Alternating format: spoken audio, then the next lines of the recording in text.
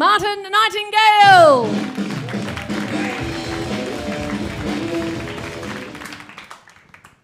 Good evening, everybody. What a great venue this is. Thank you very much, Paddo. Well, I'd like to start with a segue. Now, any of you who are actually comedians or know anything about comedy know that a segue is at the end of a joke that links onto another joke. But that's spelt S-E-G-U-E, which is hard for somebody with dyslexia.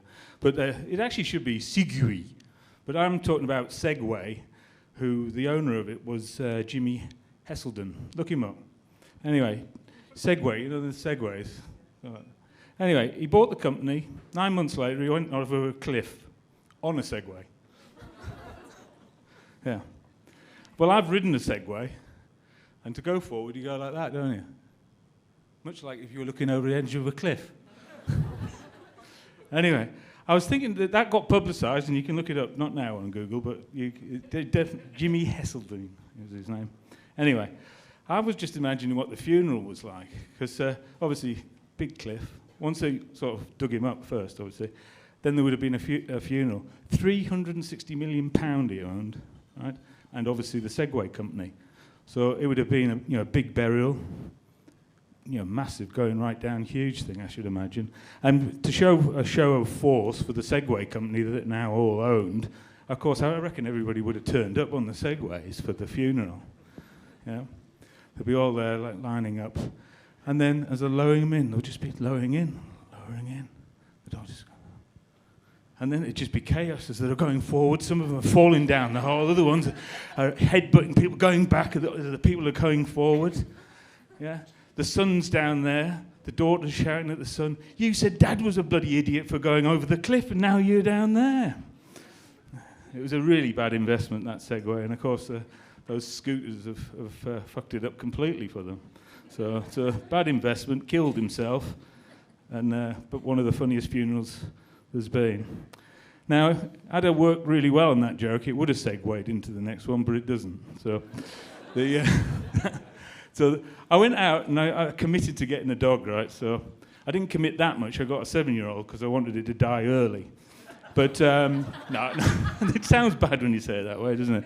But no, I wanted to give it a good life for the remaining years, and they are hard to house. But 2 days into the ownership of Cora, I was in a dog park in Springwood, down in Logan.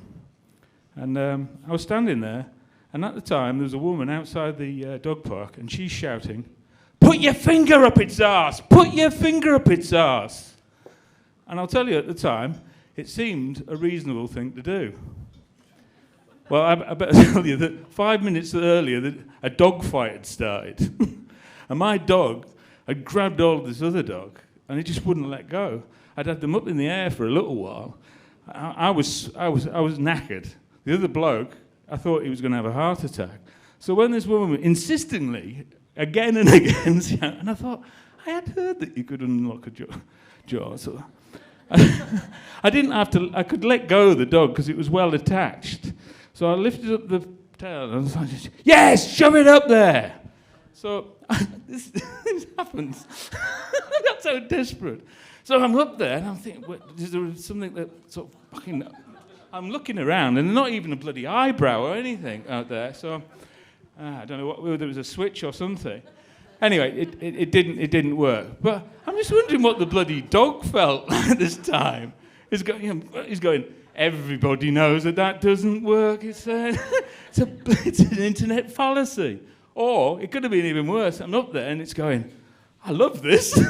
He must like me fighting." Oh, I did think that. He might just be up there and going, "What the fuck was that all about?" Right. But with the dog, also, I decided to be a bit of a cheap arse with... It was running around, or not running, but scooting around on the carpet. Not the hard floor, but the carpet. I thought, oh, he's trying to do pictures in pastel brown. But anyway, I think I'm not going to have time to finish that. But thank you very much. Good evening.